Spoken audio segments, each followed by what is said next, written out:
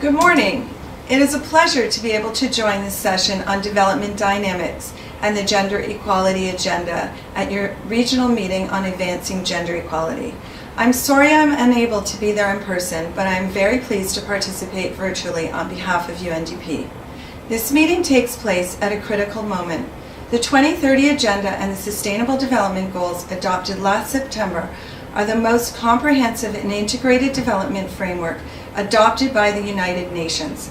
They have gender equality at their core, both as a human right and as a driver of development.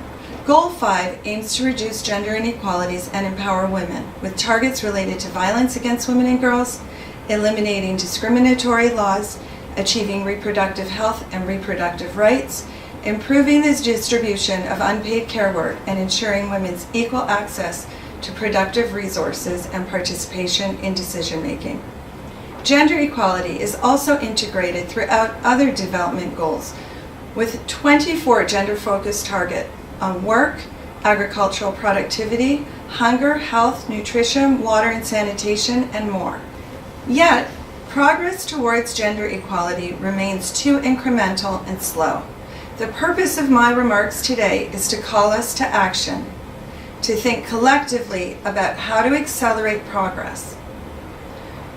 While we have seen progress in women's political participation over the last 20 years, women still comprise only 23% of parliamentarians worldwide. In the Eastern Europe and Central Asia region, the percentage of women parliamentarians is slightly lower, 19.6%, with this figure masking wide regional variations. Thanks to their progress on passing gender quota legislation, countries in the Western Balkans are above the regional average, with Serbia 34% and the former Yugoslav Republic of Macedonia at 33% in the lead. Women's representation in locally elected office in the ECA region also remains low, with women accounting for just 15% of mayors or leaders of municipal councils. Given this picture, we need to shift norms so that it is no longer acceptable for political institutions, whether at national or local levels, to have such unequal representation of women and men. Looking at the economic sphere, we also see that gender inequality pervades. Globally, women earn on average 24% less than men. Men's share of paid work is nearly twice that of women, 38% versus 21%, and women are overrepresented in vulnerable jobs and underrepresented in senior management, comprising only 22% of senior business leadership. And in every region of the world, women bear the primary responsibility for care work, domestic work, as well as looking after children, the sick, and the elderly. This unpaid work limits their potential to grow professionally or engage in political or economic activities. Most concerning to me is the finding in the World Economic Forum's Global Gap Report that the economic gender gap, measured by comparing female and male labor force participation, is actually getting worse and has reverted to where it was in 2008.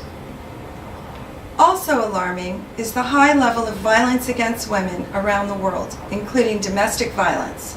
I would also like to draw our attention to the multiple forms of violence against women, including trafficking, which is experienced by women who are migrants and undocumented workers. These women are often less likely to report these crimes and in some cases are not afforded the same rights as other citizens. We need to speak up for them, as their economic vulnerability makes them more vulnerable to violence in all forms.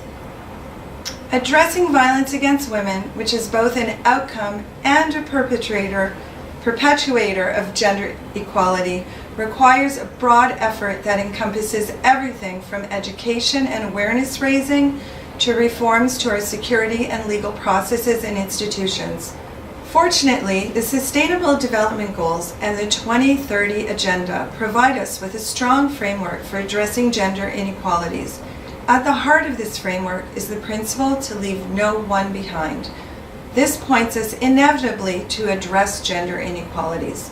When we look at who is left behind, we realize, unfortunately, that more often than not, we are talking about women and girls. At UNDP, we support partner countries in focusing directly on advancing gender equality. We also work to ensure the integration of gender equality and women's empowerment in all initiatives to achieve all the other SDGs. Our work on women's political participation includes promoting women's participation as voter and candidates, supporting women's representation in governance institutions, including constitutional committees, parliaments, public administrations, the judiciary, and women's caucuses and parliamentary networks. In Europe and Central Asia, gender equality committees in parliament, women's caucuses, and cross-sectoral alliances and networks have been instrumental in increasing the ranks of and empowering women elected officials, and also in the implementation of gender-sensitive rules and procedures and the design of gender-sensitive constitutions and electoral legislation. In taking this critical agenda forward, we value our partnerships with the Government of Montenegro, the Parliamentary Assembly of the Council of Europe, UN Women, the European Institute for Gender Equality, the European Union Delegation in Montenegro, the Central and Eastern European Network for Gender Issues, and the iSign Network. We look forward to working with all of you to make the outcomes of this conference a reality.